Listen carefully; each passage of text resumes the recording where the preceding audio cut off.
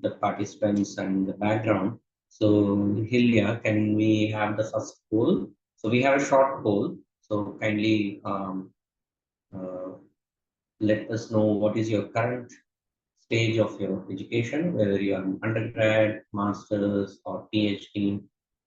If you have finished your PhD, then please select PhD. That's fine.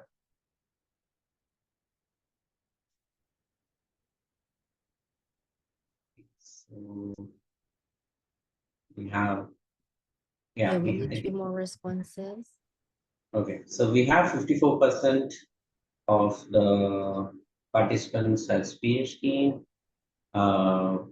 Then we have 23% masters and 23% undergraduate. That's a good mix. Okay, cool. Okay. Then the next poll we have is to get to know what's the background of programming languages you have. Okay, so Python, R, C++, Java, Perl, Unix.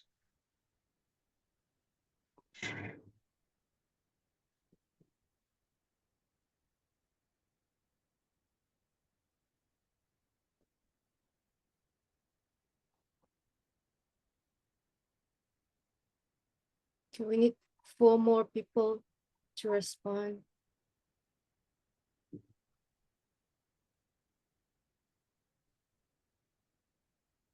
Okay, I'll end the poll now. Yeah. So we have like about 75% of you knowing Python, 67 R. Then the next high is Unix, so which makes me really happy about it. So you will not be feeling very different from what I'm going to talk about or when the hands-on is happening. There's also a joy that there are like 8% of you just who knows Perl. So Perl was like one of the earliest programming languages after C and C++ in the mathematics area. And then there are a few people who know C++ and Java. So this is a good mix. Thank you. Yeah. Okay. That's cool. Okay. So I'm going to share my screen and we'll start.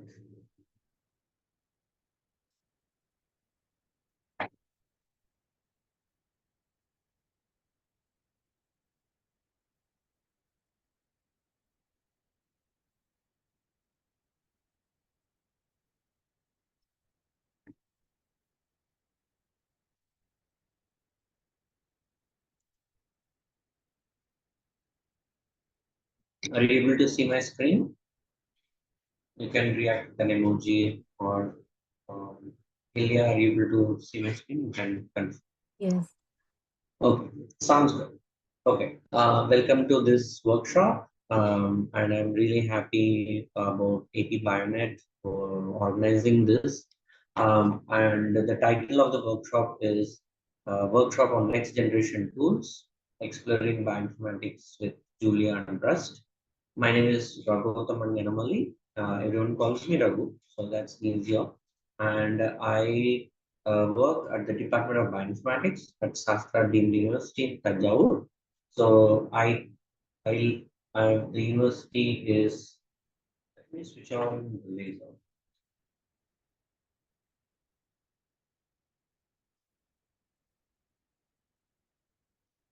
The laser, okay. So I'm at the way down south in India, in the state of Taml Nadu, and the city is more famous for the big temple, which was built like really more than 1,000 years ago. Okay.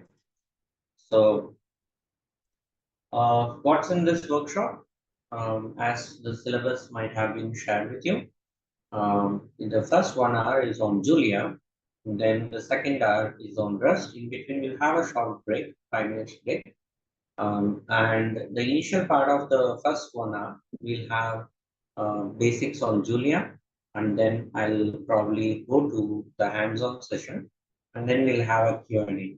I know that I had put a Q&A in between the hands-on and the talk, but let's have the Q&A for Julia at the end of 1 hour, and similarly for Rust and the hands-on on Rust, and at the end of it, the Q&A. Okay, without further ado, we'll go to Julia. So what is Julia? Julia is a programming language designed for technical computing. It has a very big advantage in terms of speed, ease of use, and it has a lot of tools for data processing. And so these days, Julia has become another well-known programming language for data science, which is what bioinformatics and computational biology also has a lot of overlaps. So it's a very interesting language in terms of how the syntax is very flexible. And Julia was actually designed uh, 10 years ago for easy to use and very powerful at the same time. So there are a lot of features of Julia which actually makes it very versatile. So the first foremost thing is performance. So the performance of Julia is as comparable to that of C. And if you have some basic knowledge of C, you know that is to a large extent memory efficient, and it gives a very high performance. And this is one of the reasons why Julia's performance is compared to as a benchmark for speed. It has a very strong base library for performing algebraic operations, and that are very essential for data analysis. And there are a lot of modules that we can use in Julia. It also uses a style called as multiple dispatch style, which gives the ability to link different processes at the same for the same function, and this helps for it to extend it to have uh, different types of inputs and reuse those existing functions and use them. It's also very easy to pick up. So those of you who answered in the poll say that you have a prior knowledge of R, Python, or Matlab, which are high-end languages.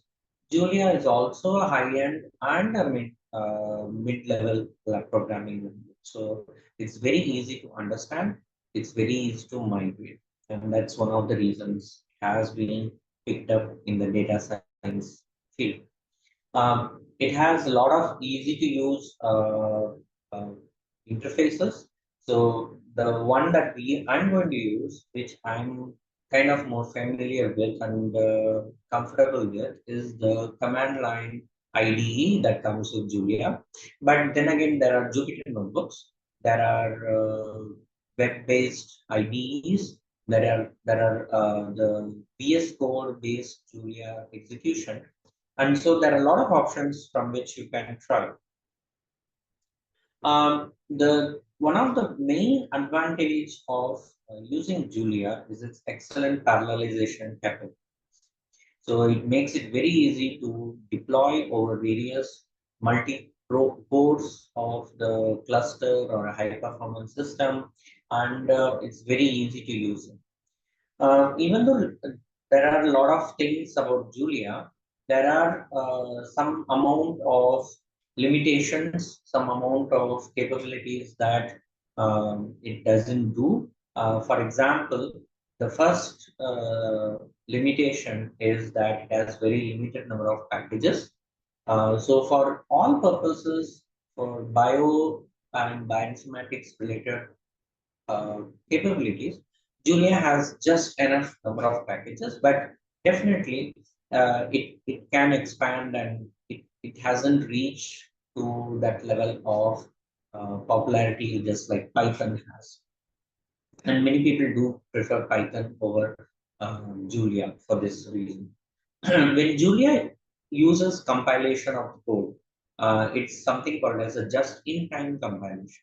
So what does that mean? is that the first call of every function is a bit slower, but the second time when you call the same function, it's much easier. And so this kind of slows down a little bit. So for example, when we are trying to plot some plots or have a dynamic plot, it results in a long time, about like a couple of more seconds than the usual Python libraries.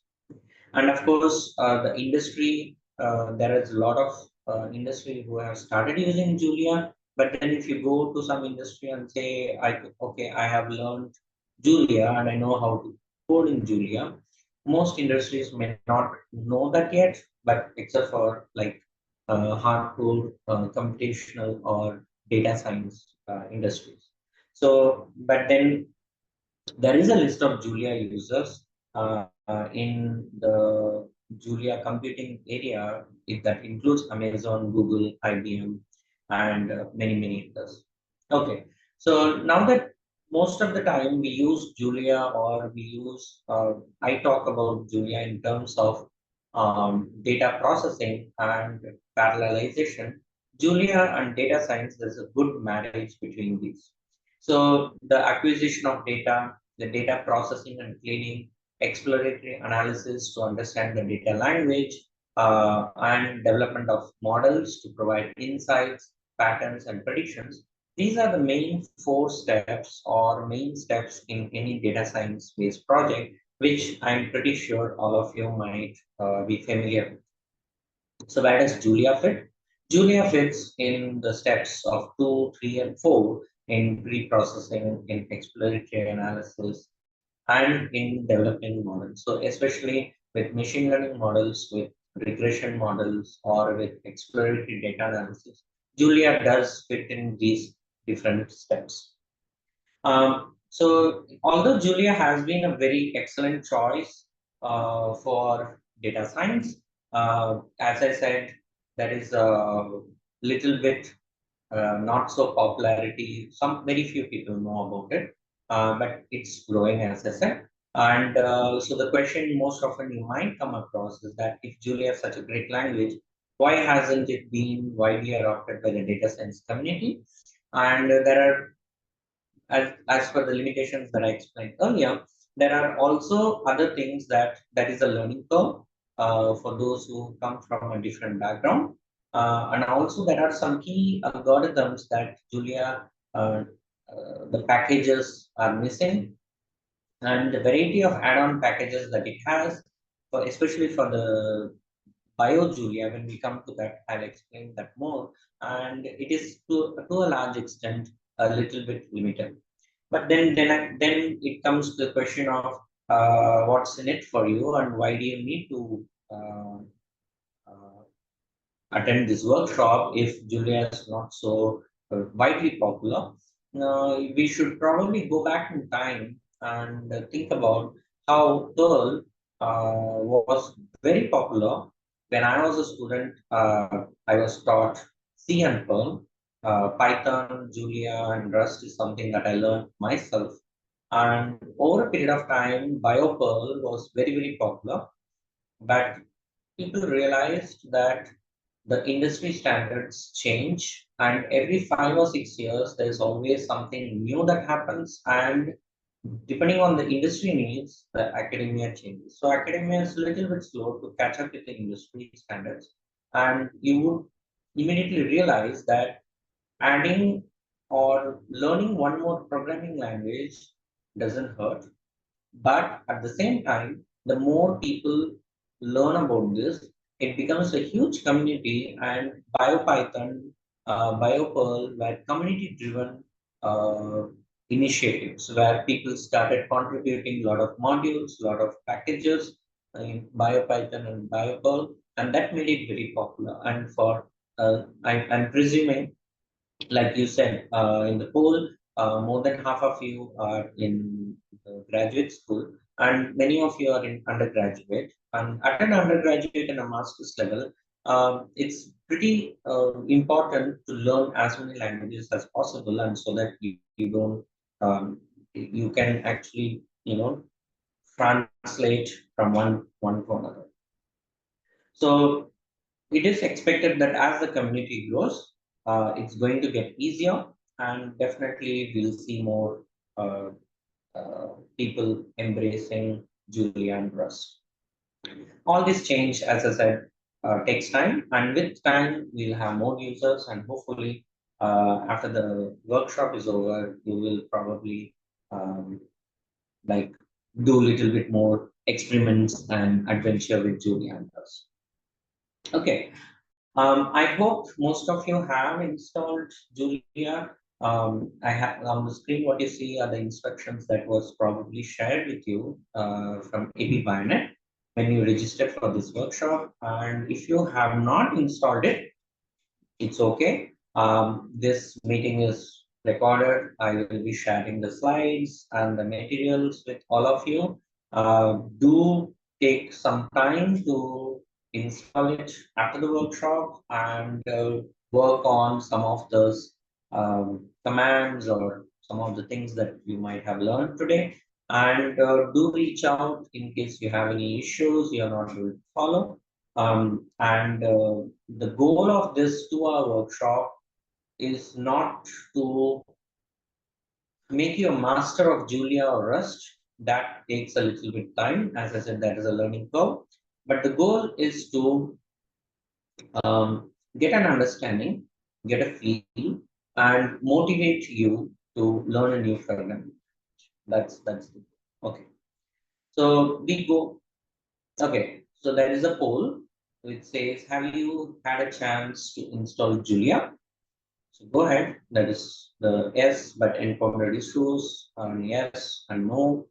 So we have 21 participants, probably 20. I'm there in two screens.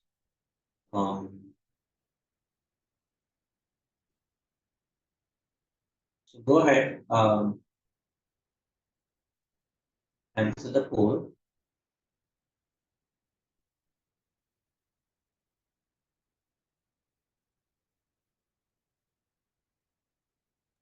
We still need around 8 participants to answer the poll.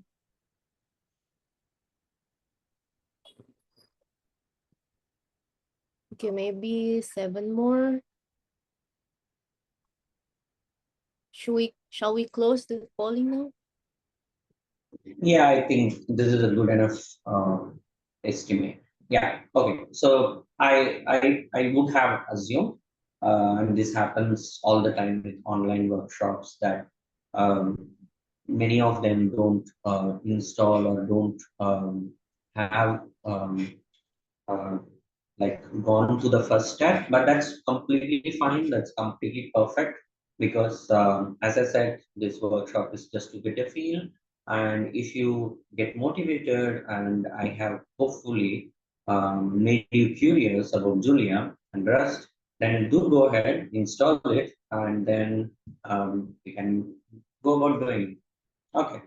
Um, so the first and foremost with any programming language is variables, right? So in Julia, as in any other language, variable is a name that refers to a value, and Julia provides a very flexible system of naming variables, and and the variable names are case sensitive, and they have no semantic meaning, and you might give you uh, an interesting tidbit that since Julia was written with Unicode capabilities, you can use an emoji as a variable in Julia.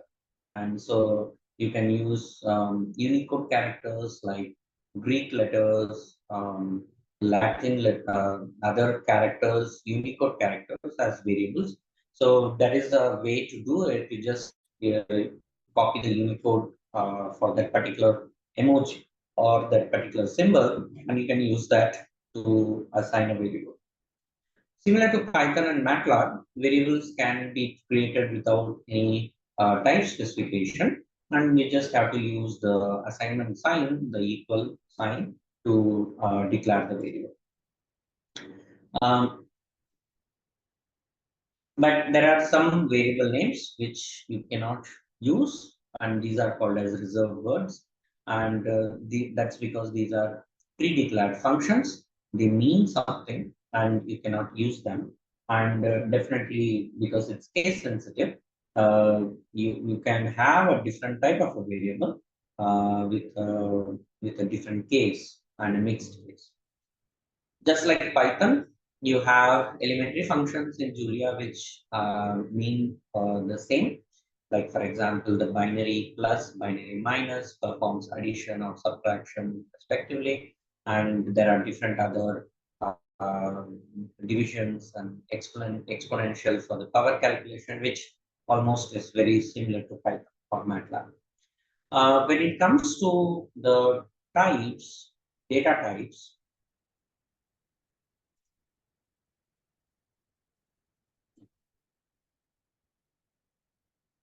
you see this one? Okay, yeah. So when it comes to types, Julia has for the number types, there is the hierarchy that's followed. So the hierarchy has different types of estimations. So the types depicted in blue are abstract types, and the types depicted in green are the concrete types. What do we mean by that? Basically, you have an integer in the 8-bit, you can have an integer in 32-bit, you can have an integer in 64-bit as a signed integer, and or you can have it as an unsigned integer. You can definitely initialize a variable using one of these at the beginning, or you can actually estimate whether that particular variable that you have assigned is pretty intuitive, and it takes it as there is a float or an integer or a string and so on. So float 32, float 16, float 64 are floating point types. In many cases, it assigns a specific type to what you are giving in the variable, but definitely those types can be changed by specifying one of these hierarchical mentions. So the data types, as we saw, is an optionally typed language. You do not need to specify the data type. It's pretty intuitive, but you can specify, that's the option, what type of data it is.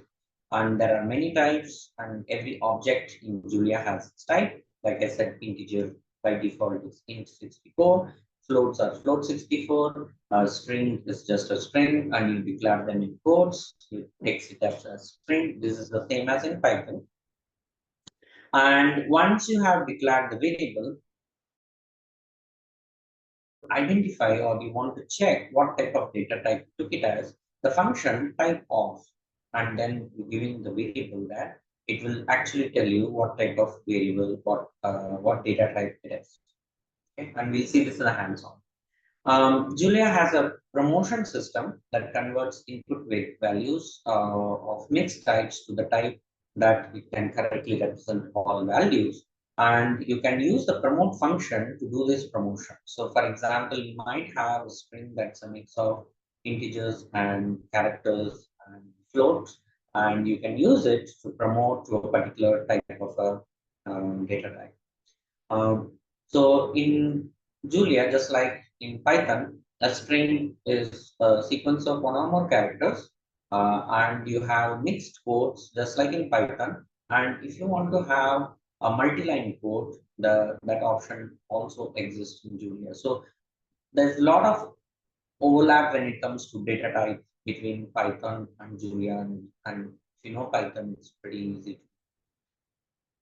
As I said, it's very similar to Python. So in the case of strings, in Python also they are immutable, and in Julia also is immutable. Immutability is a property where once you have declared a variable as a string, uh, it cannot be edited unless you do some specific actions for it. So basically, you preserve the data type, and you can do a lot of other manipulations, string manipulations, but the original variable that contains the string is preserved. But you can definitely create a new string from parts of existing strings, and that's all part of the string manipulation techniques. You can you have index just like in Python for a string, and you can access the individual characters using brackets and indices. And you can also convert characters to numeric value using a Unicode and vice versa. One of the most common string manipulation techniques we do in biology is concatenation, that is joining two strings together. It can be done using the string function, and you can also use the asterisk operator. You can use the join function, so there are multiple ways to do the concatenation. And then the next data type is arrays. So there are different types of arrays in Julia. The most common one is vectors. You have two-dimensional arrays, which are called matrices. You have n-dimensional arrays, and then there are two other types, broadcasting and loops. So a vector is a particular case of an array with only one dimension. Basically, it's a list of ordered data with the same type. So the size and length of the vector, you can use the function size, which returns a tuple. The tuple again is an immutable data type in Python and also here. And you can find the length of the array by the function length. It returns the total number of elements in the array. However, now this is where Julia is different from Python and others, that arrays are indexed from 1 and not from 0. So if you are going to access the first element, it's 1 and not index 0. That's why I put it in. So what are the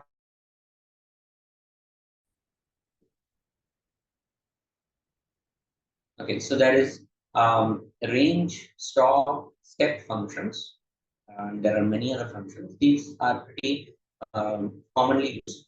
You can also use the append function to add new elements to it. And you can see that there is a symbol that's used along the function in Julia, and that's the exclamation mark. And so we'll see in the hands-on how to use these kind of functions.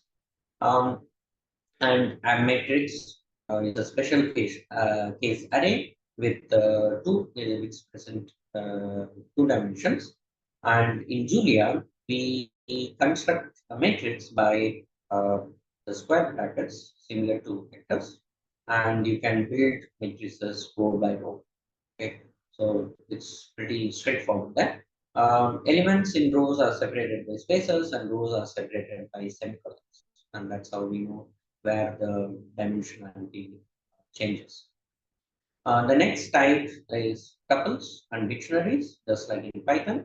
A tuple is immutable, ordered, fixed size group of elements.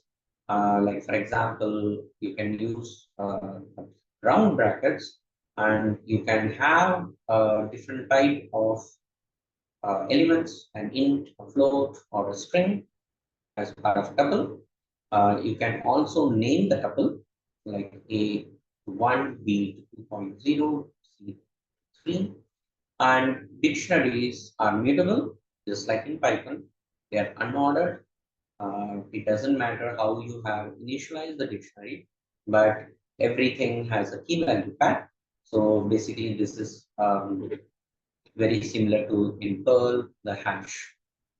In Python, it's also called dictionary, and Julia's function. So you can declare a dictionary in this way using the dict function, and you can have a different type of values associated to a particular key. Just like in Python, the delete and pop function can be used to uh, add or remove an element, and you can remove using the pop function or using the delete function.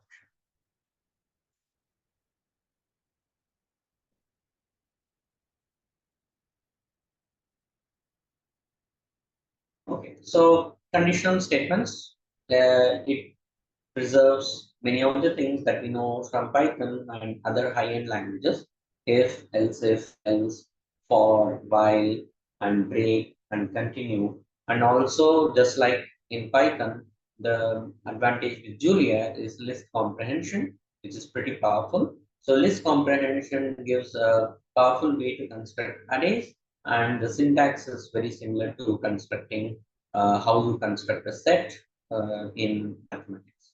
So list comprehension is something that is very popular in Python and same in Julia.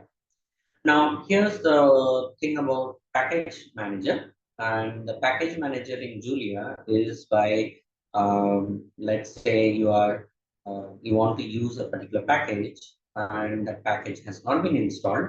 When you use the function using using, as you see here, using package, whatever the name of the package, it will try to see if the package is installed, and if it is not, then it will try to install the package. But you can also install the package in the package installer mode, where you have to use square bracket to enter into the package repository, and then that is called the REPL mode, and you use the backspace to come out of this mode. So when you are in this, when you press the square bracket, you will get into the terminal will change to this. What you see here at the rate 1.10, which is what the latest version is, which got released last month, and the name of the package. So add the name of the package, or you can use it through here. And once it has been installed with the pre-dependencies and the dependencies, you can use the package by the keyword using and then the package. So what I'm going to do is we are going to so the first 20 minutes was about Julia. And I hope we have some questions which we can have it after the in this interactive mode that we have right now. And so for the next 20-25 minutes or so, I am going to um, stop sharing this screen, and I'm going to share my other screen. Okay. We rename this Hilya. Maybe I need your help now. Yes. I'm going to name your saying Raghu's demo. So can you give me sharing permission for this Raghu's demo?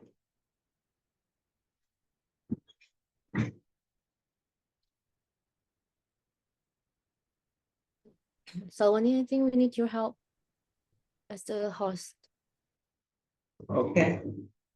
Oh wait, it says host disabled participants screen share. So you need to give Raghu's demo as, oh, I can. You have to make me co-host in the Raghu's demo. Okay, just a second. Okay.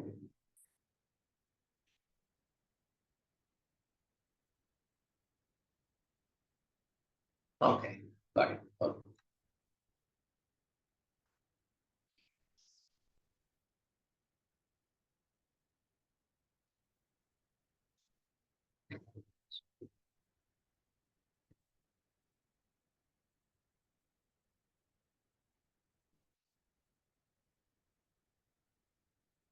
So hopefully you all are able to see my screen. Yes.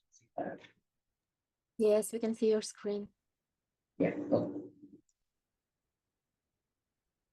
Okay. So if since I'm using the Unix version, I have a Ubuntu laptop, and so I'm going to use the terminal. But in Windows, you can use the command prompt and then go to Julia, or in Mac in the terminal. So to start, you type Julia if you have installed it properly, and you will see this prompt change to Julia. and it will tell you what's the version of Julia that you're using, and that's 1.10. So this is the latest version of the stable release, and here you can say that, like for example, x equals 2, and now what it does is that it prints the variable on the screen. Okay, so whatever the content of the variable is, it prints it on the screen. If you don't want that, you just have to put a semicolon and it will not print it on the screen. Okay. So now for value 2, I did not specify what the variable type is. So I can use the type of function and it will say int 6. And you can try this with many other variables. And you can also do like this. It will, this is an operator for modulus, and you can also assign some variables. Okay, so oops. Okay, so just like Python's IDE, this is also a glorified calculator. So you can use, like for example, I specify x is 1, y is 3. Okay, so that I did use the semicolon, and then I specify x plus 2 divided by y. So the preference of how the operators are used is very similar to what's there in Python. So, right, and then it will give me the value. Okay, so you can execute a lot of equations in this way. And so, for example, if I use xp, a new variable, as so now that I have a value x equals 1 and y equals 3, now let me change the x is 1.0 and the type of x is a float 64 now because it's intuitively took it as float. Now I can change the type of y, which was an int 3.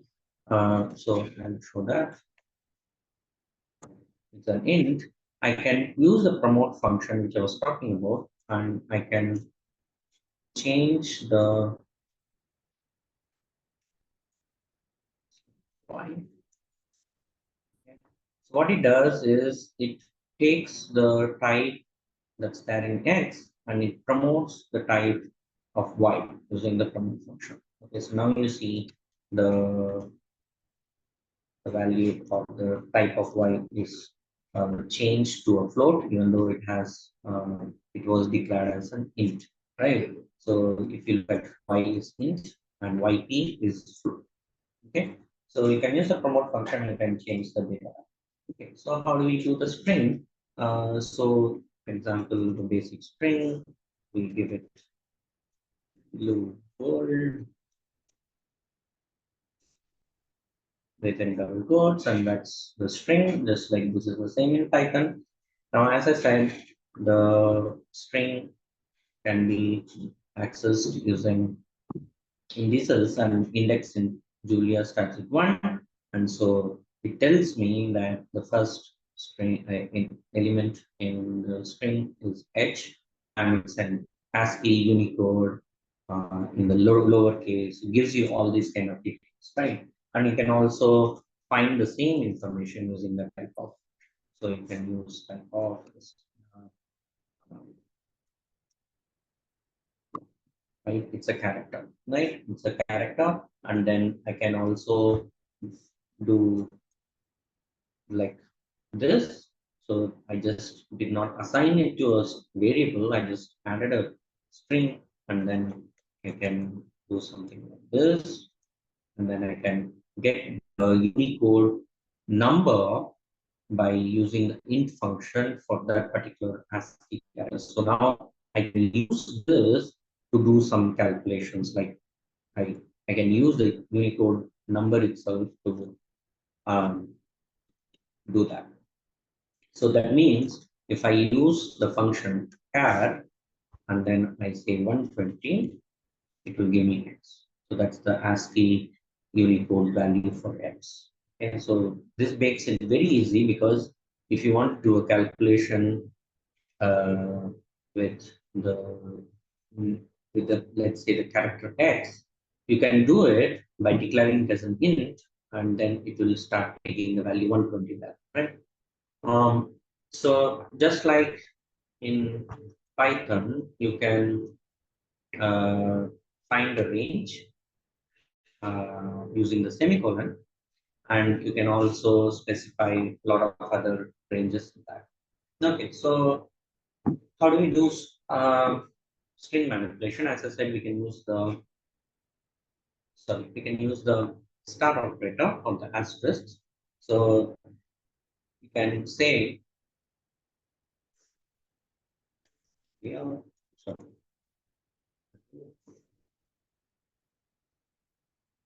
and then I can do the asterisk, and then it will concatenate.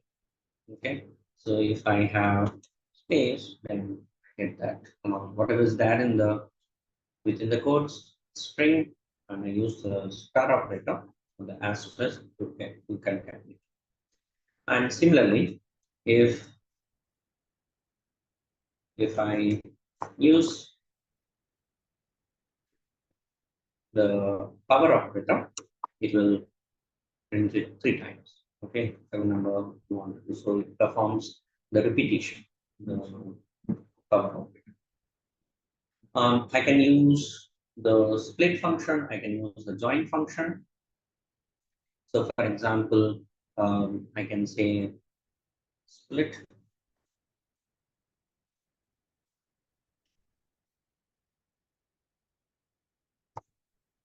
So, what is the delimiter by which I want to split this? If I don't specify anything, and I just give two quotes, it will split it into a vector. So automatically it says your 6-element vector, and then you have JUI, JULIDMX, right? You can also split based on the space, which is the default. So if I'm going to use the string that I gave earlier, then split on the basis of space. So you can 2-element vector, but you can also use another delimiter to do this. And so the syntax is whatever the string, you give the string or the variable, and then after that, give the delimiter for the comma. So, okay, so now we can also use, since we are talking about vectors, you can have a vector or an array, which basically is what is called in Julia. So this is a 7-element vector, and then if I'm going to access the last or the first index by mistake, I put 0, which I told you the index starts with 1, you get an error. Okay, so we know that the index starts from 1. You can also use the function begin to get the first index, and you can use the function end to get the last element in the of the array. So you can have different types of things that you can do with an array. Let's say, for example, uh, so I'll move to so like you can have a 2-dimensional matrix. So here I have 1, 4, semicolon, 5, 6, 8. Okay, so it's a 2 by 4 matrix. It's int. I can um, use the function hcat to horizontally copy it. So I got 1, 2, 3, 4, 1, 2, 3, 4. I can also do this vertically. So I can copy it and I can make it either 2 by 8 matrix or 4 by 8. Okay. So now let's try something else with I equals 1, okay, while I'm going for the conditional statement. I is less than or equal to 5. So since I'm using a while, it automatically will not stop until I finish the while loop. So when I press enter, you can see the cursor going right at the time of at the place of emendation. Using the tab, you can intend it. And here I'm going to introduce a macro that's predefined in Julia called at the rate show. So that's called a macro. Okay, so this prints the results of the expression to I. And what I want to do with I is that I want to increment. Okay. And then I can press backspace to go back. And then in this, like in Python, the indentations make the loop conditional statement. And then when I press, it gives me while I is less than or equal to 5, it's showing what the expression is. And so the macro is displaying it. Okay. So you can do lot more things. Like for example, let's say I'm just going to declare another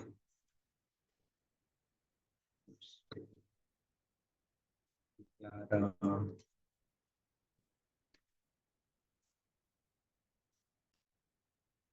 array or vector with names.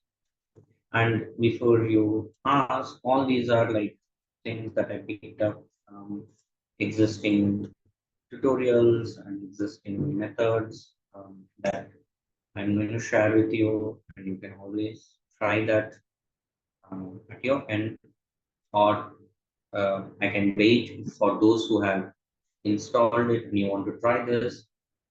You can try it along with me and show the slides to you. So now I have declared a array for persons with 4 names: Alice, Bob, Carlo, and Daniel.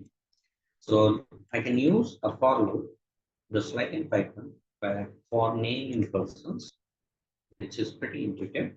I use this function called println, and which is a function that prints the contents of what you're trying to replace in the statement.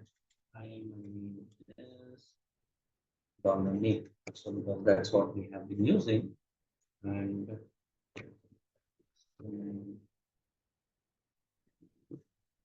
hi, my name is Alice, my name is Bob. It replaces what is there in the vector or the n. Okay, so now I'm going to show you how to enter the REPL of the package. So as I said, you have to press, you can't see out on the screen, but I just pressed the square bracket, the right square bracket, and automatically you see that the prompt changed. If I press the backspace, I go back to the original prompt. So it's here that the package manager, you can install packages. So for example, I want to install the package called plots. So now I say add plots, and then it will look up the repository and then see if plots is already installed, or if it is installed, then it will try to update it if there has been an update. If it is not that, then it will download it and install the dependencies, and it will say that the package has been added. Okay. So what are the latest versions of this particular package, where it is installed? So basically, before I showed you this workshop demo, the things, I actually had installed plots. So basically, just look for an update, and then it says no changes. Basically, it's the updated version of the package plots. So what all packages are present? You can actually go to the Julia repo, and you can get a lot more uh, data from that. Okay, uh, I will take some questions now. If anyone has any questions. and then we'll go to BioJulia.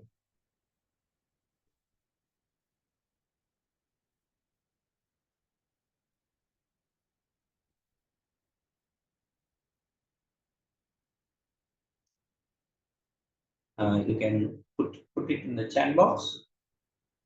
Um,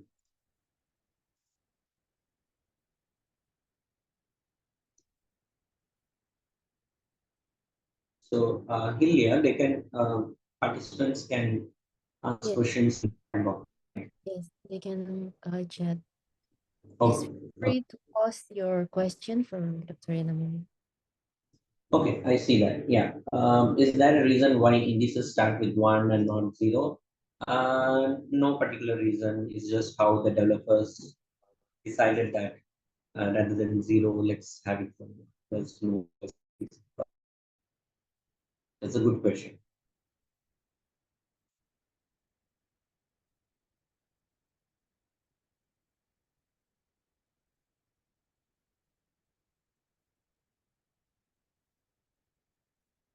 Right. So Ankush is asking how it can be useful in bioinformatics. That's where we are going to the next part of the talk, where we are going to I'm going to talk about um, BioJulia.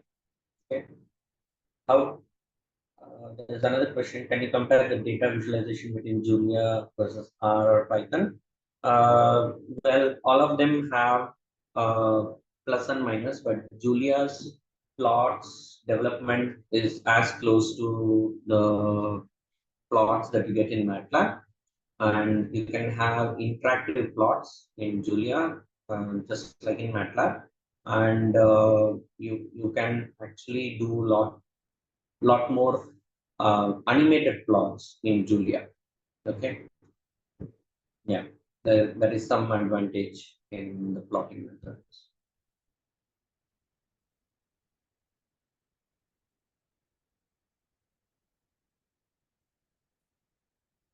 Any other question?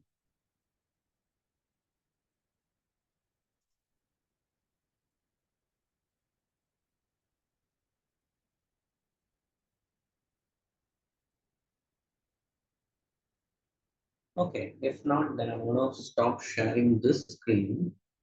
I'm going to briefly talk about Julia in.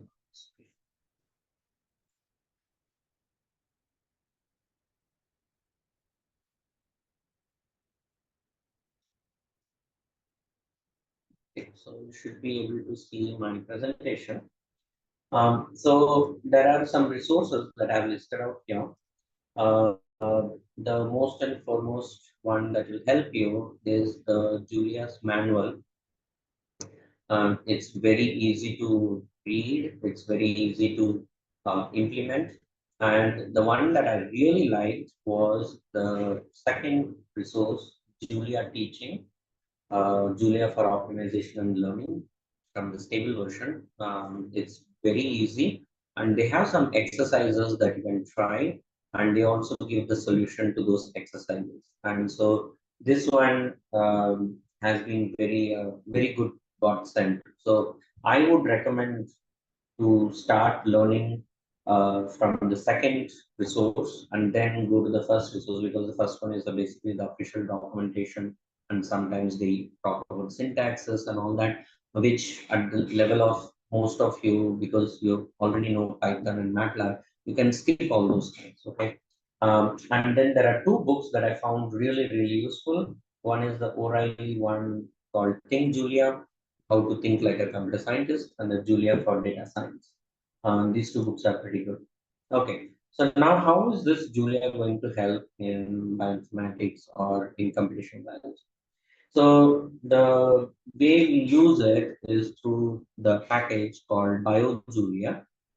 So BioJulia, just like BioPerl, BioPython, is a community-driven organization or a resource that provides biology-related packages, but written in the Julia programming language, which makes it easy for you to use and all those functions. So you don't have to reinvent the wheel.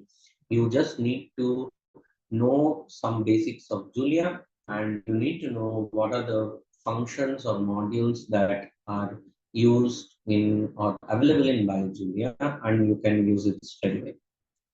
So for biologists, this is very easy because you want to use domain-specific challenges, and those are all well defined in BioJulia. Just like in BioPython, the idea in BioJulia is also to develop parsers and wrappers, which and API scripts, which actually connect you through the script to servers and to the repositories, and you can actually um, get the information what you need. So, and by now you probably are well versed with how important parsing is in computational biology and mathematics. Most of the data, most of the time, we spend a lot of effort in parsing the data that we want, and so BioJulia does it pretty easier. BioJulia has a website, biojulia.dev, and this is not just the developers' website, but also the website that's provided by the developers to the community, and you can actually go through that. And they also conduct workshops just like this one, and the one that was happened was sometime in April, where they gave an introduction to BioJulia. Okay, so the way you add BioJulia to it is go press the square bracket, and then you are in the REPL BioREPL, the package manager, and then you can say add biosequences, and you can see that it's in Tamil case, B and S being in uppercase, and so it adds a lot of dependencies, and it will add a lot of the entire BioJulia package to your existing Julia tool. Okay. So this particular slide, I took it from the GitHub slideshow that the slides. And do I have, okay, I can actually show you the website. There is a question in the chat box. Let's see that asks, do I have any sample of animated plots made of Julia to have a use? Yeah, first I'll show you. Okay. So as I said, this particular website was pretty good. So here you have it says here with 20 lines of code. Can you see this? Yeah. So with just 20 lines of code, you can create these fractals in these plots. You can also use Julia to train neural networks for machine learning. It's pretty useful, and you also can make figures like this.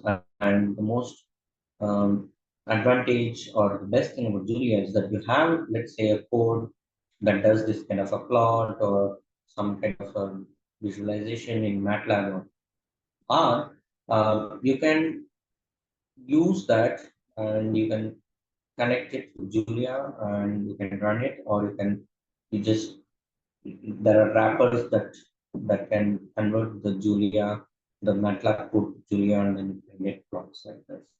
Okay, so the on the left hand side of the screen, you see a menu. You can go to this and then you can have different types of these plotting techniques. You can go through this documentation. Okay. So now coming back to BioJulia, is it this slide? Yeah, okay. So this slide, I took it from the slideshow that was made by the BioJulia developers, which is they have it for sharing. So they initially had something called as bio.jl, and here's a good time to tell you that Julia's IDE that comes with Julia, you don't have to execute or you don't have to uh, run through the command line, just like how you have Python codes with the Python.py extension. You can have .jl extension for the Julia codes, and you can run just like how you would call Python, the file.py, you can call Julia, the file.jl. Okay. So this was the initial BioJulia package that was developed, bio.jl. But last 4 years it got duplicated, and now we have biosequences. So since 2014, the BioJulia community started writing codes. It was started by 4 people, and then now we have a good sizable number of people in the community. And interact with them. They have a good community board and see the packages that are there. Okay, so what are the limitations of BioJulia right now? There are not many tutorials. Many of the things you have to kind of like, as I said, with Julia, you have a learning curve. You also have it with this. And there are not many wrappers that are still available. Now, one thing to note is that the version 1.9 was the previous stable version, and the current stable version is 1.10. So there might be some uh, syntactical errors or warnings that might come when you're running some BioJulia based tools in the packages in Julia, but definitely those are going to be resolved as time goes, okay, just like in biotech. Um, Unfortunately, we don't have many computational or bioinformatics people who focus on Julia for tool development or analysis. Basically, they write codes for data analysis or things, but tools that use BioPython, which are now part and parcel of some of the existing tools, that has not happened in a large scale. So those are some of the limitations.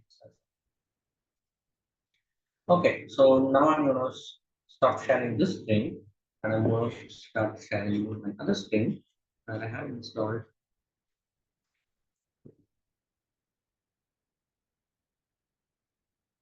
Okay, should be able to see this screen. So now, but since I have added biosequences to it, but for the sake of the workshop, I'm going to say add biosequences, and it says there are no changes because I have already installed it. I press backspace and I go back here. Now, the way I can use this is by saying by using biosequences, and now all the important modules or things that are needed for this is present in this particular.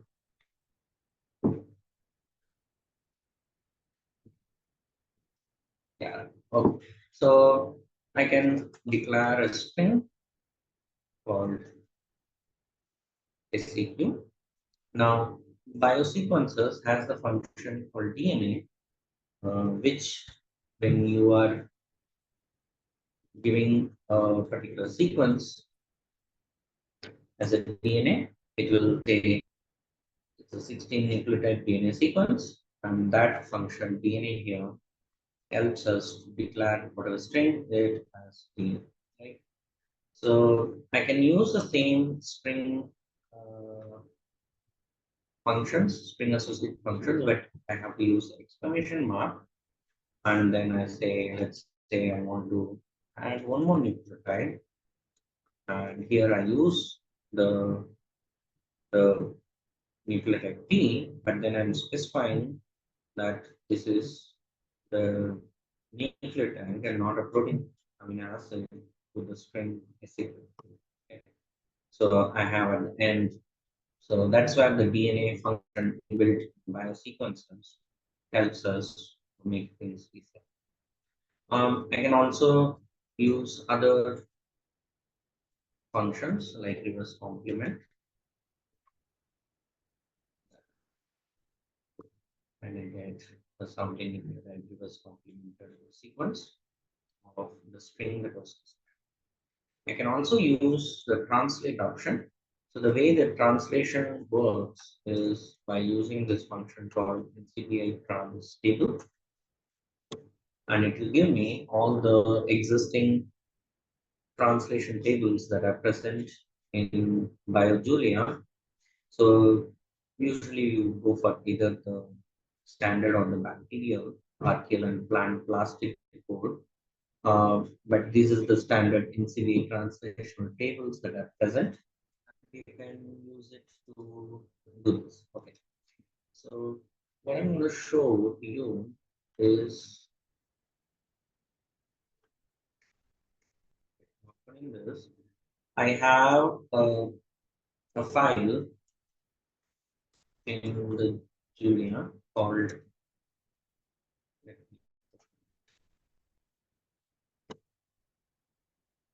Okay, so I have a script here which uses the Julia package, Julia language, sorry, and it's using the bio sequences package, the bio Julia. And at the top, just like in Python, we instead of using the import function, we use the using function. And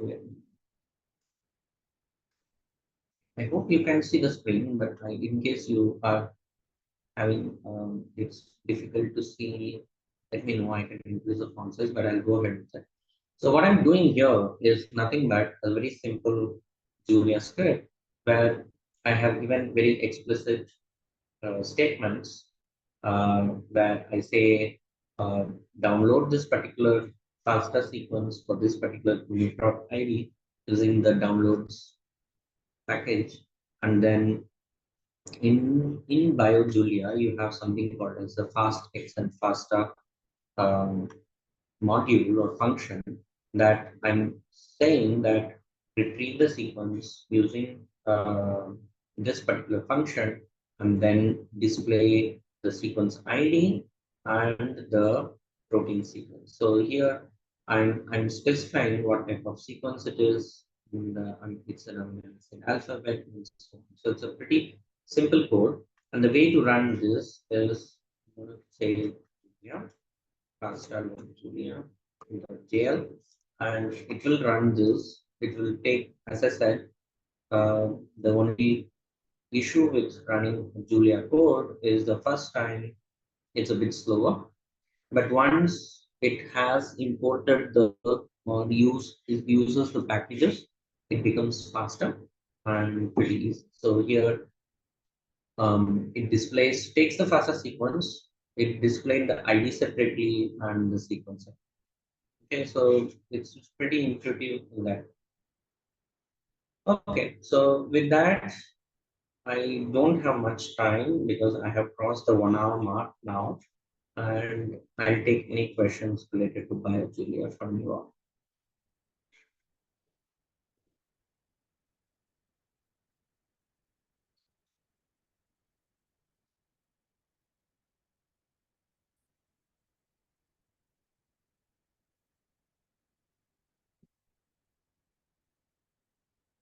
Stop sharing here.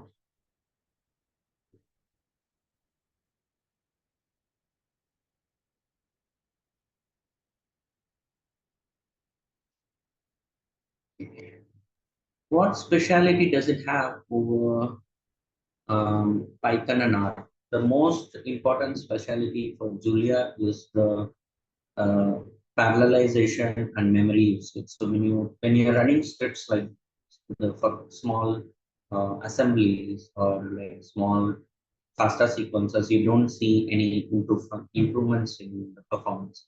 But actually, when if you look at the developers thing about microbiome analysis, there we have a huge amount of increase in performance with the BioJulia and also the Julia.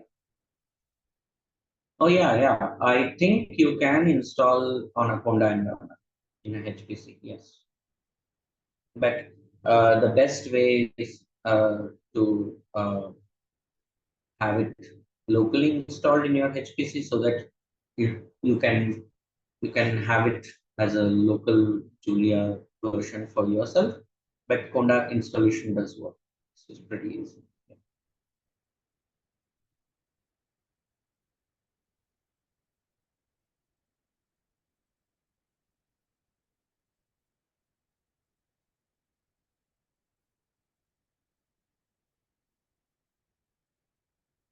Okay. If there's no other questions, Are there any specific features in BioJulia that optimize biological data analysis in ways other languages cannot?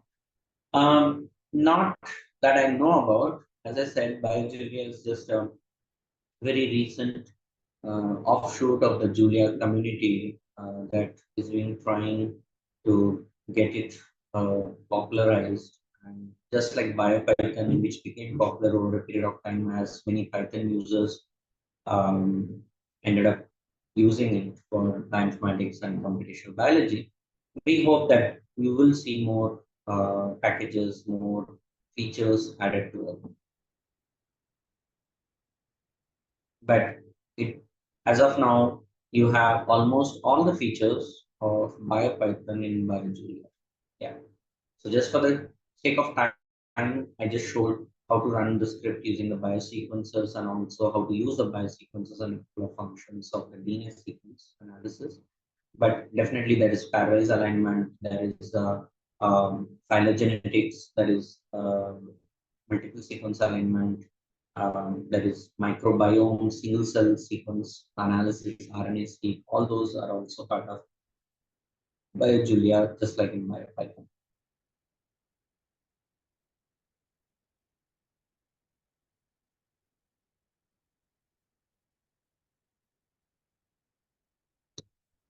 Okay, we'll take a short break because in an online class or an online workshop, sitting in one place for more than 1 hour is not recommended. So let's take maybe a couple of minutes break and then we'll come back. I'll anyway share my screen and have the people ready for the next topic, which is uh, Rust and yeah, basic programming concepts in Rust. Okay, so let's start. I hope all of you are back. Um, you can just take me, right? Not you. Okay. Okay. Okay. So, okay. So now we are going to the topic of Rust. And here we are going to a little bit. I know we have like another half an hour, so I'm going to play around with the slides again. But basically, now Rust is again a new programming language, which we are going to talk about, was developed at Mozilla Research. In Mozilla, you browser, and there's a huge open source community that stuff. It was started in 2006 by Graydon Core, and it's based on very solid principles like C and C++, C and C++, and it has very equal capabilities just like C and C++. The most biggest advantage of Rust is in its speed, and I'll talk about this a little bit more, but there are some pitfalls of using C++ where there are memory problems, okay, which happens when memory allocation goes wrong. And if you have some basics of C, or if you remember any of your C classes, you would remember that everything that you do in C is like you allocate a specific part in your memory, and that needs to be released once the code is over and then it gets used up. And now, in case of C++, there are many instances where the code fails due to memory problems. But Rust has a very foolproof method of giving good idea about safety and at the same time control. So if you have a plot that plots control and safety, you have that give pretty good control over your memory allocation, you variable usage, life of a variable, lifetime of a variable, and so on. Python and Ruby are on the other side of the spectrum where it is relatively very safe. You don't have to worry about memory related issues. And Rust is somewhat in the area where it is having very good safety measures and at the same time gives you very good control over the same resources. So it is considered as a very deep level language, but safe control over low level resources, and it because it runs very close to the hardware. Okay, so it has a very good compiler, which is pretty smart. So the Rust developers are called, for some reason, Rustaceans. I have no. I tried to figure out why, but I could not. But it's just that they call themselves Rustaceans. And Rust is a compiled language, just like C, and the strict safety rules are enforced by the compiler. They do not cause runtime overhead, and it's meant for projects where performance and optimization are very important at the low level. And you also need to have a safe and secure execution environment. Uh, at many times, you will feel Rust is a low level language like C, but there are instances where you will feel it as a high level language, like Python, okay, or MATLAB. So MATLAB, Python are high level languages, but Python masks its low level or mid level through the OOPS inbuilt capabilities. In Rust as well, you have the object oriented concepts, and so when you implement that, you can actually see it as a high level language.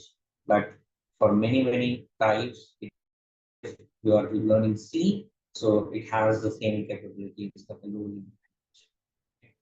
Um, so comparing with other languages such as Ruby or Python or even Julia, it is pretty uh, comparable, and whereas Ruby or Python is more dynamic languages, the price with Python and Ruby that you pay is when you have to debug during writing more tests and seeing that there are overcoming runtime crashes, that could be some production outages. All these things are not there in Rust at all. So the Rust compiler starts from the very beginning at the compile time itself, prevent all these things. So it kind of forces the user to get a lot of things correct at the very beginning. And so what happens is you spend a little bit amount of time fixing bugs at the very instance of declaring the variable, the data type, the flow, and everything, so that when once it has compiled and you can execute, you do not have any issues in the compile time in the actual execution of the code. So as I said, Rust compiler is present once you have installed Rust. Even if you have not for this workshop, it's pretty easy. The installation instructions have been, we can share it again with you. If you had registered before this, you would have got the installation instructions and for the Rust Bio and Rust. Go through them, and it will be present in your system, and you will see an executable called Rust C. So that is the compiler. So that stands for C, stands for compiler. So the Rust compiler is what we are going to use. Okay. So in Windows, it will be present in your bin directory under cargo, and in Linux, it will be present in your home username. If you have installed it as a super user, with permission, it will be new user bin local or new user. Rust C and the other binaries uh, can be run from any command line window in Windows and in Linux, and it has the following format: Rust C, and then the options, and then the input. So basically, it is .rc file, which is the extension for Rust file, Rust RS file, sorry, RS file, and so basically Rust C file.rs. That's all. Okay. Now you have a little bit of uh, compiling too. So since the compiler compiled language, so you have to compile it and then execute. So it does two steps, right? So you will see an object created, you will see an executable created, just like in uh, C and C++, and you can execute the executable from the compiled object.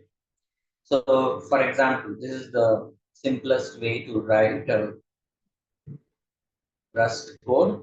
So, just like in C, you have a main function with round brackets, and within that, whatever you write within this curly braces is what it compiles in the main function. So, just a three-line code where we say welcome to the game or hello world. So the book that I followed for this particular workshop, I will share the resource at the end. So there they have tried to teach Rust or learn Rust like developing a game, a multiplayer game. So there it says welcome to the game. So that's when you will see some game related terminologies used in the book, but you can replace that if you want. Just like in Julia, we have the print ln with exclamation here. That is the print statement, and whatever you have within the braces, it prints it out. Now, once you have written this and saved it as, let's say, welcome.rs file, that's the extension for the Rust file. You can use Rust C welcome.rs and you execute it through the command line itself, and you will see that it will print the output. You can also try to create an object or start with this Rust file and you can run it. So there are more than one ways of doing this. So what is this main function? So for those who don't know or may not have uh, experience with C, main function is a function declaration. It's a very short function that denotes what are the parameter lists. The function's code is placed in a code block. So whatever we have in the curly braces, we call that as a code block. And when we write here, what happens is Rust is not white space sensitive. Okay, so it recognizes that whatever is within the code block is a string because we have put it in double quotes. Okay. Now the string is given as an argument to the macro or the function print ln. So remember, even in Julia we had macros at the rate show, which printed what was the contents of the array. So similarly, you have a macro, and this macro ends with a semicolon. Okay. So the print ln exclamation macro has formatting capabilities, which makes it do time checks while compiling whether the type of variable is correct, and it applies the type of formatting that is required. Here we have not specified in this code any type of formatting, but we can specify that. Okay. Now Rust comes with something called as cargo. So cargo is nothing but your Rust package and dependency manager. And so it is very similar or equivalent to pip in Python or pub or pm in JavaScript packages. Okay, so you can write Rust programs without it, but when you are doing a larger project, like which is what usually happens in industry, Rust, as I said, is written and Rust is used for compilation or parallelization, just like Julia. Rust has very good parallelization capabilities. Uh, Using Cargo makes it very easy to have a lot of hierarchy in how to have a project, how to run the project. So the three commands that we use while running Cargo is new, build, and run. So when you're declaring a new project, it will declare you use Cargo new and then the project name. You can build it, that is basically compiling it. and then you can run it. Okay, so this does lot of tests within it, and cargo becomes very easy to debug. Okay, for the sake of time and for the sake of this workshop, because Rust is pretty new to all of you, I will show what all things cargo does, but then we will be using Rust C without the cargo function. Okay. Now, where do you get packages in Rust? The website is, or the repository is crates.io. There are about 10,000 crates that are available. This is the latest screenshot of the crate website. You have new crates that have been added, uh, uh, old crates being updated by the community. There are a lot of, it shows how many downloads have happened, how many crates are there. Those packages are called as crates. That's the name in Rust. Okay. Okay. So how are variables declared? Variables are two types of variables. One is a global constant, which uses the function static, and other one is local constant, which probably may not change. Now, how do you declare variables? You use a naming convention where the name of the constants are always in uppercase, and you have the snake case here, where you have underscores to so make it human readable. Unlike camel case, since it's uppercase, you can have it like that. Okay. Now, for example, you can also have static values, which is basically a simple constant value. Like here, I have declared using the constant, the constant for constant function, and I have declared a variable my pi. Again, uppercase indicates variables, and followed by the semicolon is the type of this variable. What is this type? It's a 32-bit float. Okay, so F32, and I can use the assignment operator and the value for in my pi. Okay, so basically the pi value. And then ended up with the semicolon. So in Julia, semicolon was used uh, in the tool in the IDE to prevent from displaying the contents of the variable. Here you use it to as ending the statement, and there is a one place where we do not use the semicolon, and in most of the places we use the semicolon. So you can bind a value to a variable by using the function let. So now this type of a let binding variable, uh, you can change the value to a variable. Okay. But by default, what happens? Let's say you use let the variable energy have a value of 5. And that's what this statement does. Now this statement where this value of 5 in the energy is basically fixed for that particular variable. Okay. Now, when we do tests for codes in Rust, which is what we call as prototyping, where we do the test and see if it passes all the tests, we use the prefix the variable with an underscore. Okay, so that it doesn't show a warning. Just like in C, if you have not used the variable in the code, it will show a warning, unused variable.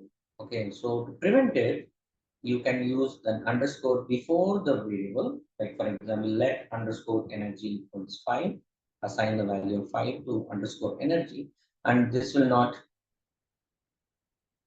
What is the, okay, so there is a question here in the chat box. What is the current state of BioJulia and BioRust in the field of structural bioinformatics? Are there any specific tools or libraries available for tasks like yes? That is what uh, in BioJulia you have the structures package, biostructures package. Even the paper is published in Bioinformatics Journal, and it has all the manipulations that you can do for PDB, extracting a particular, just like say C alpha trace, and so on. You can change, you can multiply, or you can make multimeric protein from a monomer using the crystallization matrix. You can do all that in BioJulia. In We don't have a package called BioRust, but we have something called a Rust Bio. So that is the equivalent of BioJulia in Rust. But Rust Bio also is a crate, it's a package which you can install, and I will show the demo. and we can use that for structure manipulation, structure tools and all. Okay, so continuing with the thing, uh, unlike C, variables are immutable in trust. Now this is a problem. If I cannot, once I have set a value for a variable, how do I change it in Rust? Okay, so then you can change it by using the function mut or mute. So if you want a mutable variable, you declare the variable using the mute function. For example, let mut fuel assign the value 30. So this, you are binding the value 34 to a variable fuel, but this variable is mutable, which means you can change the value at a later point of time. Compare that to fuel 16, that is immutable. Okay. So all the variables, just like in C and C++, they have a scope, and that is defined by the function. So basically, you should have the variable scope only during the runtime of the code, and the variables are released within once the variables usage has been over. And that cargo, the package cargo that I mentioned, actually enables this to be pretty specific. Is the recording going to be shared with us? Maybe the AV Bionet moderators can use. Okay. So this particular traces, whatever you have, that's a code block. Once you declare or you use the variable outside, they go out of scope, and their memory allocation is free, right? Okay. So here I have an example code: static max health, which is a variable. It is an int with a 32-bit type, and I've given 100 value. Then there is a game name. It's a string. You can see immediately that the way I declare a string is by using the type ampersand string str monster attack. But then I also have static variables. My pi, which is a floating 32-bit variable, 3.14. Okay. So here, in the main function, the code block, I have used only game name and max health. Okay, but I did not use the mypy code, mypy variable. So when I run this, when I compile this and run, I'll get a warning saying that the mypy variable was not used anywhere in the code. Okay, but you can skip that. So the constants can be numbered, can be named arguments, they can be formatted by giving a colon, but that makes it very specific. So which means that you can have a variable without a particular format. Okay, but you will encounter issues if you have not formatted it during the execution time, which will be a warning, not a fatal error. Warning, which means your code will still work, but you might encounter issues later on. So there are values which exist as integers, float, or character. Characters are Unicode values that takes 4 bytes of memory each, and again, just like Julian, here it also supports Unicode character. And there are other types of primitive types in Rust. Basically, true and false, those words are Boolean values. You have integers, you can also write in hexadecimal, octadecimal, and binary system. Okay. Rust, when it comes to writing Rust and executing it, it looks very much like a C language. So it does have the different operators and the precedence just like in C. However, Rust does not have the increment or the decrement operator like in C.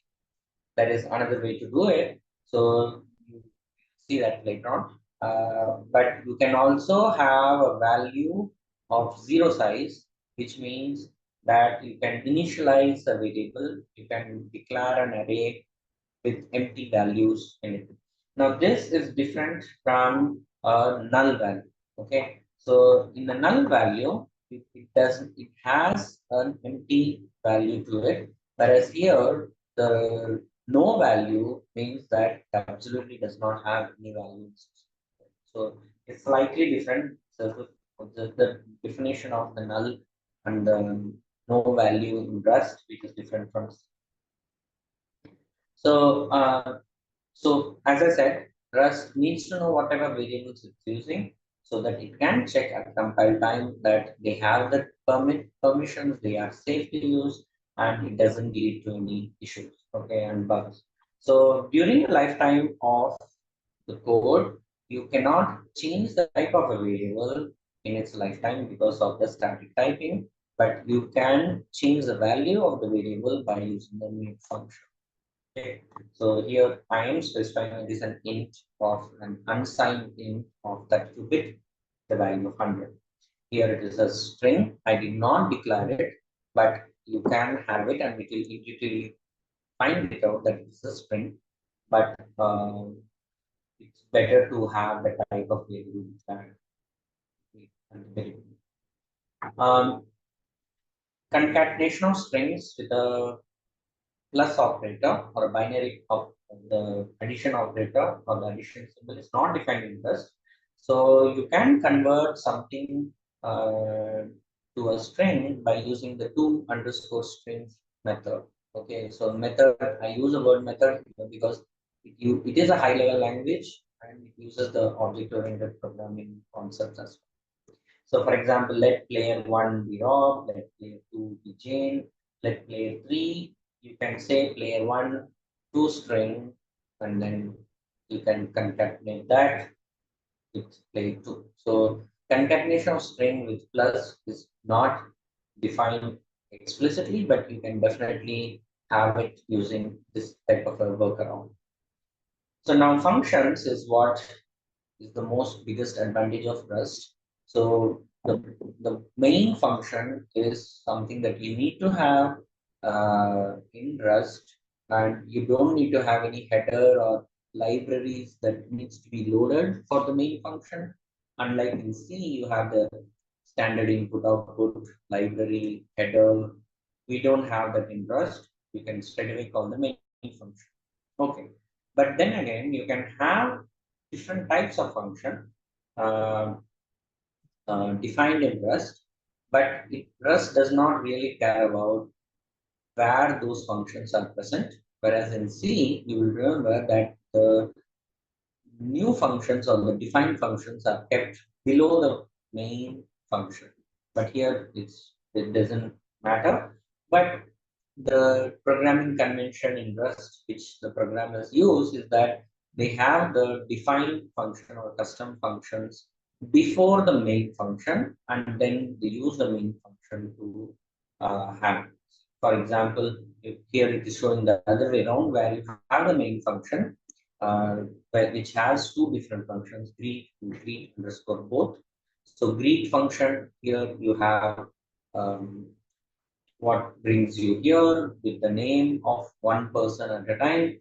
Whereas greet both, it takes whatever names it gives and it prints it out, right? So the main function has both the greet and greet underscore both, and it uses it. It doesn't matter whether you have the greet function or greet underscore both function before the main or after the main. It doesn't matter. If now this is where the semicolon usage is very important in Rust. If you want a function to return a value, you have to specify the hyphen and the arrow. It has to have this arrow to specify what values to be returned. The return value should be the last expression. So in Rust, all these are what we call in C as statements are expressions, and everything is expression-based language in Rust. So the last statement of this function, do you see that it doesn't have a semicolon? Okay, and that's because the return value of the function is the last expression. Now, if you put a semicolon here, it will throw an error. Okay, and the in order to give, and it will not return a value. And if you want to return a value, you have to not have the semicolon at the end of it. But in the other expressions, you will have semicolon. Okay, you will have semicolons at the end. But the the last statement in the function should not have a symbol. Okay, so strings are again valid sequences in Unicode format. They can contain null bytes and they are not null terminated, just like in C. You have two types of strings. One is a string slice, which we have seen earlier with the ampersand string, and a dynamic string. Sorry about the typo. Dynamic string with the two underscore string. Okay, so in this you have different methods. If you want to extract characters, you want to replace a character, you want to split the string, you want to copy from a string or extract from a string, a part of the string, you can use these type of methods for string manipulation. Arrays is a list of items separated by comma and it's present with square brackets. All in this particular case, arrays must be of the same type, and this is called as a fixed size array because you cannot change the array size at like this is a legacy hangover from C, where in C also you specify the fixed size. Now you might think, okay, in Python, array size is dynamic. I don't specify the array size, the list size is not specified. So why do I want to go to Rust? Basically, this prevents memory usage efficiently. So you are basically allotting a specific type of memory space for that particular type of an array in Rust. But then again, we have dynamic arrays, meaning the size of the array might change with the specific code and the specific usage. Then in that case, you can have an array that is modifiable with the mute function. Even then, the number of items cannot change in an array. Okay, so that is some amount of flexibility, but you actually have different ways of. Now, just like in Julia, arrays can be declared as vectors. And so here there are two types of uh, vector usage. So the first one is where you have used the vec with the greater than and less than symbol I32. That is the first type you declare a vector. And the second type is when you give the suffix I32. Okay, so here the element and then the suffix I32. So you can use the push and pop function methods in an array to change it. So there are two ways you can declare.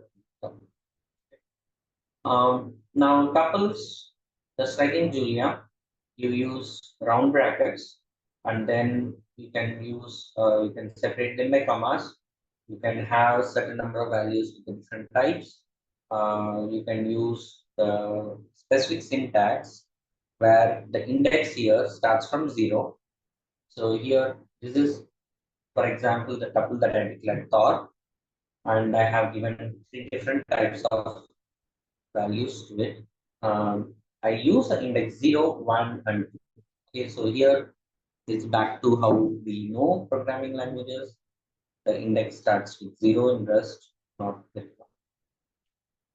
There is a one different other data types in Rust called structs. Let us say you need to keep several values of possibly different types in your program.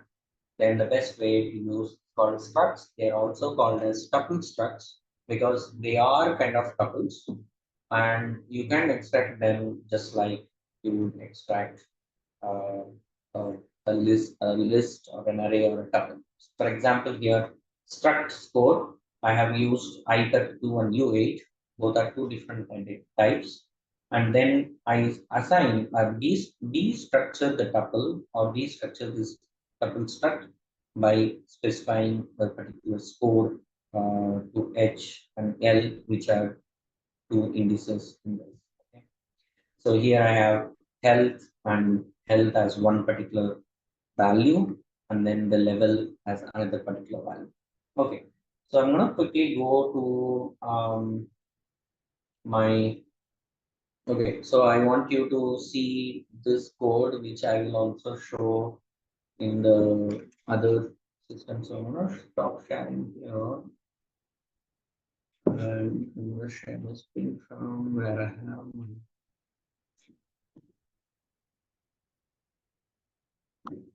Okay,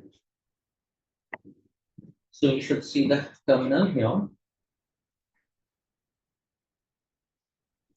So I have a few things that I had already set up.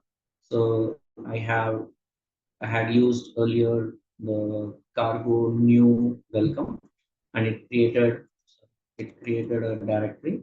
So here, if I look at the the structure of the tree, because I'm using cargo, it creates all these hierarchical structures within the directory.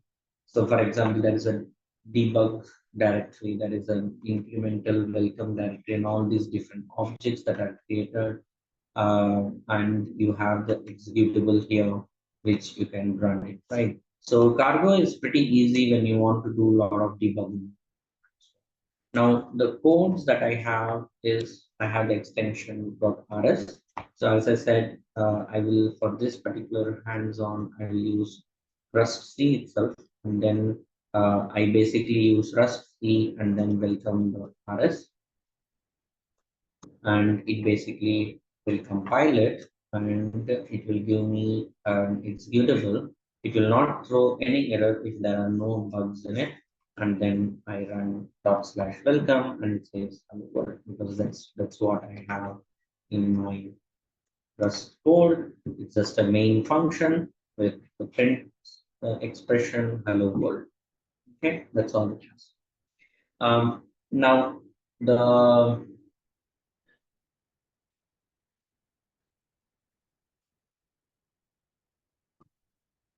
So the code that I have here is I have specified what I had shown in the slides earlier, the variable with uppercase, and then there are static constants that I have applied, and then I have multiple print statements. Okay, so if I'm if I'm going to run it, it will give me the game you're playing is called Monster Attack. You start with 100 health points, you have 70% health.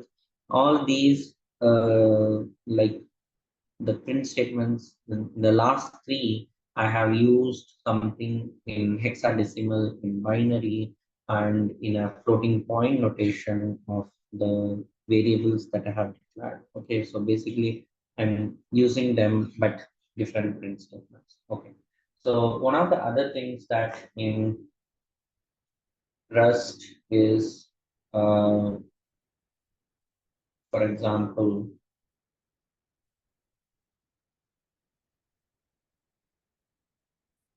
so you can use.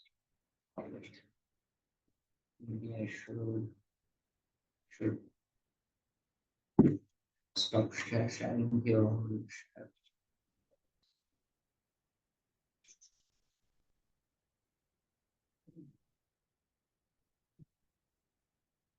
Okay, so I can have a different way of compiling the Rust code where I use this option called or the flag called test. What basically it does is that it will test the code and it will tell me how many tests it passed, how many checks it did. Was there any variable that was not used?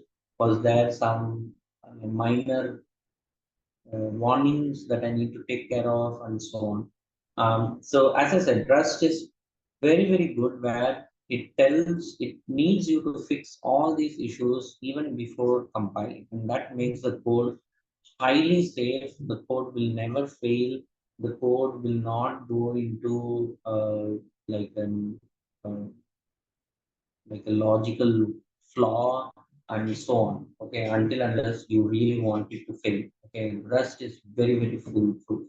So we can define a lot of things like a string here, uh, like in two different ways that I showed here, and where you have the slice string. This is the slice string, way of declaring the string.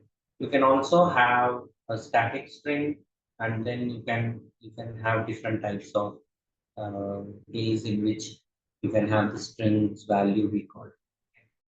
Um, then again, if the way you can do with arrays is very same like you do with Julia or Python.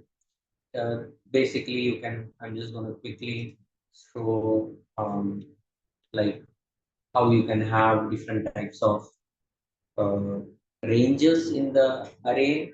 The lists you can highlight. You can show specific um, variables or specific indexes, and you can also make the array mutable.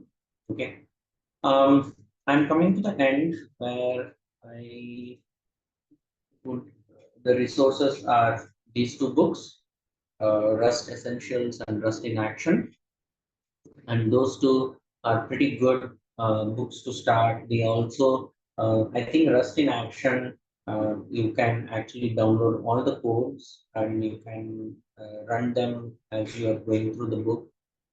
Just like any other programming language, the key to mastering it or key to learning it is one, you need to have a very high curiosity, a very open mind, and two, copy the code as is that's given to and type it out in a new text editor so that you can actually learn what exactly they are talking. Okay, quickly I'm going to talk about Rust Bio. Rust Bio is a bioinformatics library for Rust. It's in the crate called Bio, Rust Bio, and you can find that. And what all things are there in Rust Bio? As of now, Rust Bio does a lot of pattern matching algorithms. It can do pairwise alignment. It can do Burrows-Wheeler transformation. You can use it for position-specific scoring metrics. You can identify the ORFs algorithm, finding the translation.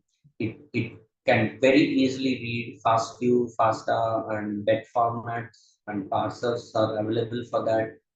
You can implement hidden Markov models and many, many more. The easiest way is to go through the Rust Bio getting started page, and I just show. Yeah. Okay. So this is the Rust bio page where you have the starting page. You have a much like whatever I have just mentioned is given here. How to set up a Rust project, how to set up a Rust bio in your project. So basically, you need to install the Rust bio crate in your Rust, which is also very straightforward. And just like Julia or Python, where you use import function or the import method, you use in Julia, we use using. Here we use to call the particular package. And this is a hangover from how you use BioPython, where you specify the submodules or the additional methods in the hierarchy of a primary method to call a particular, like for example, suffix array or FASTQ read under FASTQ. Okay. So what I have with me, which is what I'm going to show you.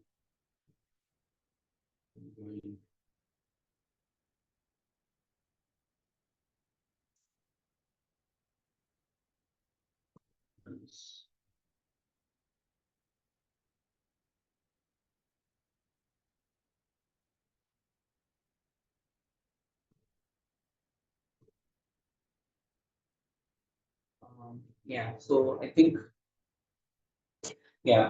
I'm really over time now, and stop sharing the screen and I want to take questions.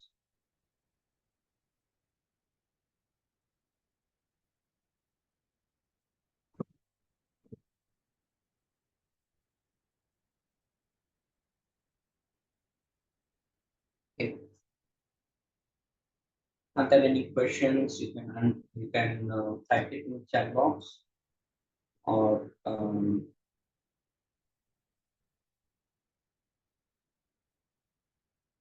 so there's a question. I'm quite interested in creating animated plots with Julia. How feasible it would be text and capability to animate protein structures using Julia? You can. Um, there is a in the biostructures of Julia, you can use the what's the wait.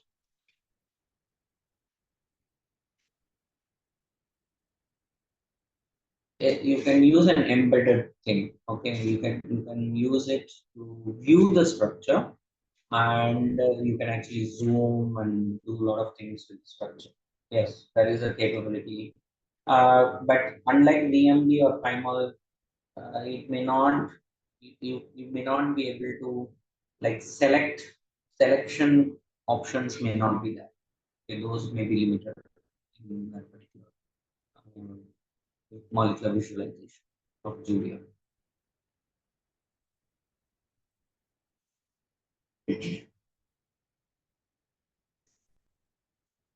Are there any other questions?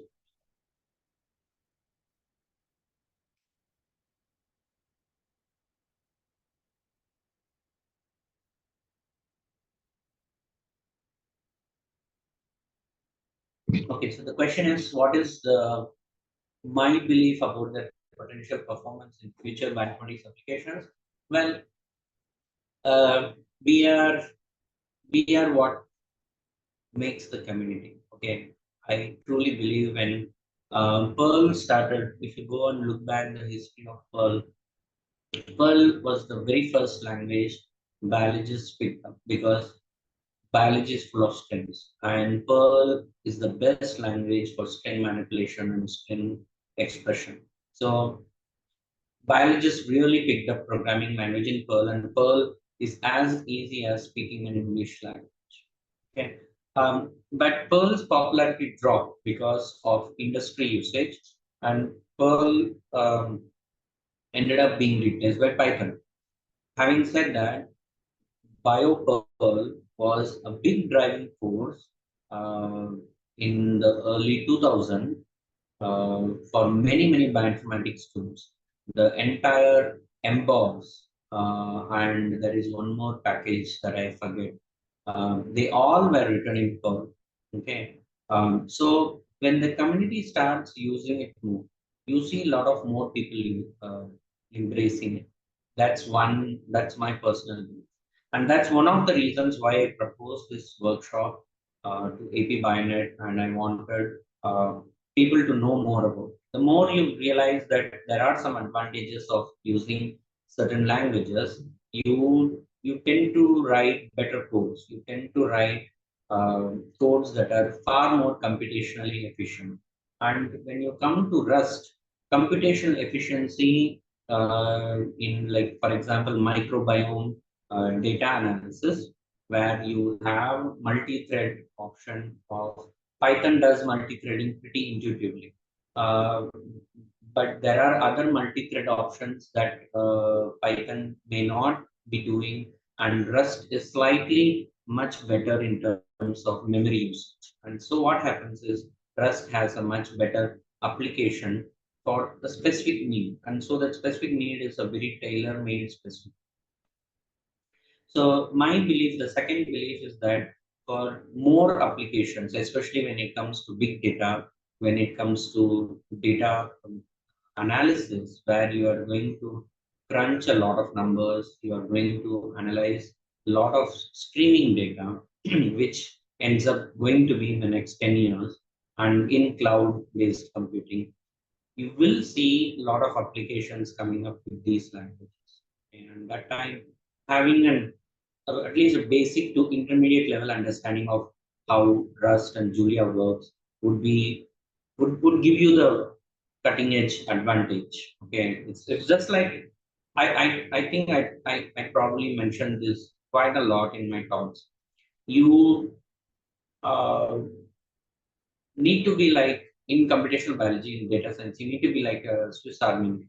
More tools that are there, and the more capabilities that you know, you become like very highly skilled, and those skills come in handy at different points of time. So there is definitely an advantage, and you will see. Right now I'm being an evangelist for Julia, Rust, and Rust Bio. Okay, definitely there will be other people, and I know a good friend of mine who is in University of Maryland.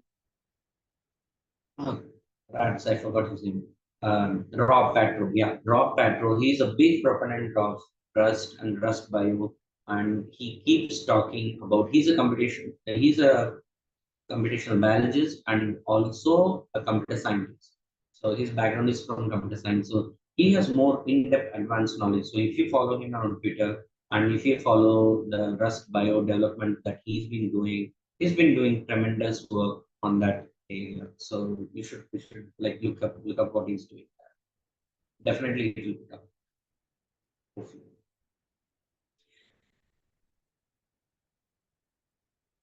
Are there any other questions? Yeah, that's right. Yeah, 2 hours is just a teaser, a trailer for Julia, Rust, and the computational biology or the bioinformatics applications of these two languages. Just like any language, start from somewhere, start small, take baby steps, and hopefully we'll have more sessions where we can go a little bit deeper and explore a lot more capabilities. But do start sometime.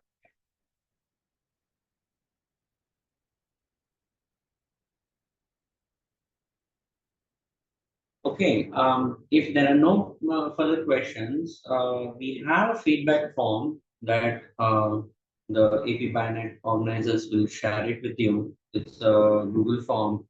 Please do send in your comments, your fill the feedback, and yeah, there you go. It's there on the chat box. Do um, fill it up because it helps me to understand how engaging the session was, how to make it better for future workshops, and also to improve myself, and also about the content and the work AP Bionet is doing. So, looking forward to your comments. Okay, if there are no more comments, I thank you all for the participation and coming to the talk and the workshop, and hopefully we'll see you all soon at another point. Thank you, AB Bionet, for the opportunity, and have a great day.